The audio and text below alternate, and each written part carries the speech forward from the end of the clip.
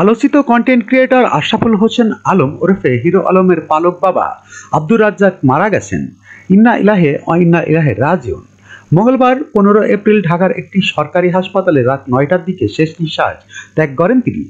মুমূর্ষু অবস্থায় বাবার পাশে না থাকায় এবার স্ত্রী রিয়ামণিকে ছেড়ে দেওয়ার ঘোষণা দিয়েছে হিরো আলম। বুধবার 16 এপ্রিল নিজের ফেসবুক পোস্টে এ তথ্য জানান তিনি। পোস্টে হিরো আলম লেখেন, রিয়ামণিকে আমার জীবন থেকে বয়কট করলাম, কারণ আমার বাবা হাসপাতালে এসে রিয়ামণি আমার বাবার কাছে না থেকে বিভিন্ন ছেলেদের সাথে নাচগান করে বেড়ায় এবং তার পরিবারের কোনো সদস্য আমার বাবাকে এতদিন দেখতে আসেনি। আমার বাবা বেঁচে থাকতে হাসপাতালে দেখতে এলো না, তাহলে আমি পড়ে থাকলে সে কি করবে? রিয়াকে বিপদ থেকে পথে ফেরানোর চেষ্টা করার কথা উল্লেখ করে হিরো আলম আরও লেখেন, রিয়ামণি ঢাকা শহরে বিভিন্ন বারের ডান্সার, সেখান থেকে আমি একটা ভালো পথে আনার চেষ্টা করেছিলাম। ছেড়ে দেওয়া গরু কোনোদিন ঘরে বন্দি করে রাখা যায় না। রিয়ামণি যে কত খারাপ খুব শীঘ্রই বুঝতে পারবেন আপনারা। SBD 24 সত্য প্রকাশে প্রতিশ্রুতিবদ্ধ।